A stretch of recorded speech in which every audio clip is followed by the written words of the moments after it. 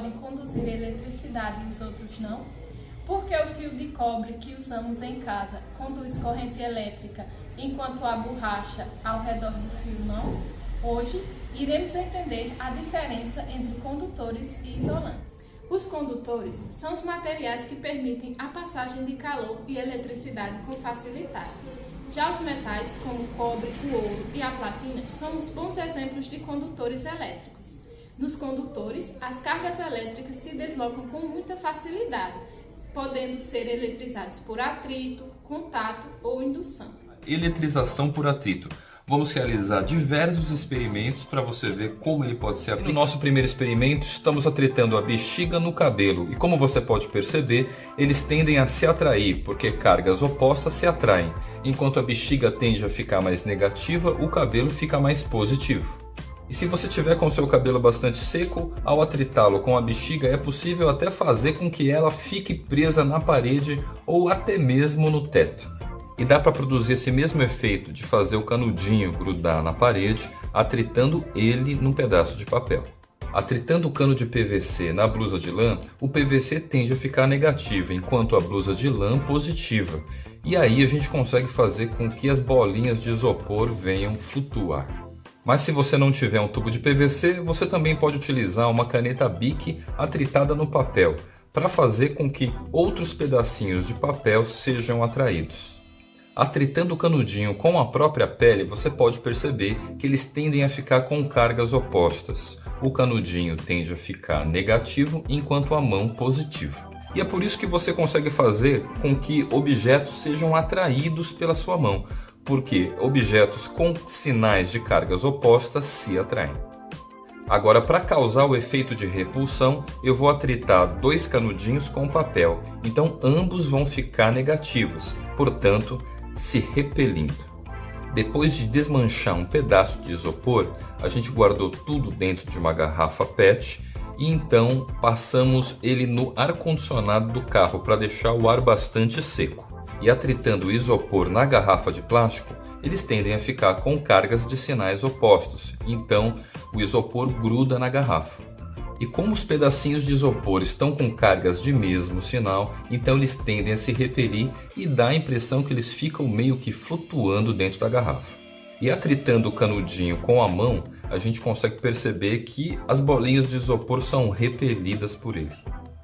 E você já deve ter percebido que quando uma criança escorrega naqueles escorregadores de plástico, pode acontecer dela ficar eletrizada. E quando você encosta nela, isso pode resultar numa faísca e uma sensação de choque. E outro fato mais comum é o carro num dia seco, andando numa estrada. Ele tende a ficar mais negativo, a retirar elétrons do vento. E o vento então fica mais positivo. Quando você sai do carro, pode ser que você venha tomar um choque por causa disso. E uma dica para você não sentir o choque é segurar na porta do carro antes de pisar no chão. A gente vai eletrizar por atrito o tubo de PVC na blusa de lã. O tubo de PVC pegou elétrons da blusa de lã, então ele ficou negativo, enquanto que a blusa de lã ficou positiva. Por isso que quando a gente aproxima o tubo de PVC do pêndulo eletrostático, você percebe ele sendo atraído até o tubo. Como o tubo de PVC arrancou elétrons da blusa de lã, ele ficou negativo. Portanto, ele consegue fazer com que as cargas no pedaço de alumínio fiquem separadas, fazendo com que o lado direito do papel alumínio fique mais positivo, porque os elétrons vão ser empurrados para a esquerda. Por causa disso, a gente vai ter um fenômeno de atração elétrica prevalecendo sobre a repulsão elétrica. Por isso, ele atrai o pedaço de alumínio. Quando o pedaço de alumínio encosta no tubo de PVC, ele vai adquirir cargas elétricas de mesmo sinal, portanto, ambos vão se repelir. Demonstrando com isso que o alumínio é capaz de conduzir cargas elétricas. E quando a gente mantém os nossos pés no chão, o nosso corpo fica aterrado. E é por causa disso que a gente pode produzir o efeito de campainha, colocando pedaços de alumínio entre a mão e o tubo de PVC. Porque tudo se passa como se o alumínio estivesse carregando e descarregando. Sabia que é possível eletrizar objetos sem precisar encostar nele? E esse experimento funciona da seguinte forma. Primeiro a gente vai atritar o tubo de PVC de maneira que ele vai ficar negativo. Então quando a gente aproximar ele da parte de cima do eletroscópio, ele vai querer empurrar os elétrons para a parte de baixo, enquanto que ele vai atrair para cima as cargas positivas. Como as folhas metálicas vão ficar negativas, então elas também vão se repelir entre si, de maneira que elas vão se abrir, indicando que o corpo que foi aproximado estava eletricamente carregado, por isso do nome eletroscópio. Um outro experimento que você pode realizar é atritar o tubo de PVC e aproximando o tubo de PVC do eletroscópio, as folhas se abrem.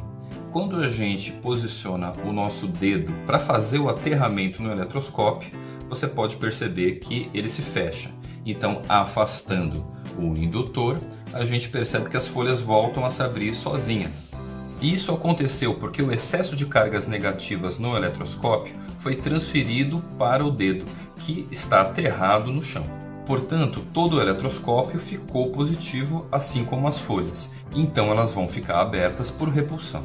E é por isso que quando o indutor é aproximado de novo do eletroscópio, as folhas vão se fechar. Já os isolantes são os materiais que dificultam a passagem de calor e eletricidade. Eles impedem que as cargas elétricas passem de um corpo para o outro, o que evita choques elétricos e curtos-circuitos. Podemos citar como exemplo o vidro, o isopor, a madeira, a borracha e o plástico. Agora você já sabe a diferença entre condutores e isolantes elétricos. Os condutores permitem a passagem da eletricidade, enquanto os isolantes a bloqueiam. Da próxima vez que você olhar para um fio elétrico ou qualquer aparelho eletrônico, lembre-se dessa diferença, é importante. Se você gostou desse vídeo, não se esqueça de curtir e se inscrever no canal para mais conteúdos educativos. Obrigada!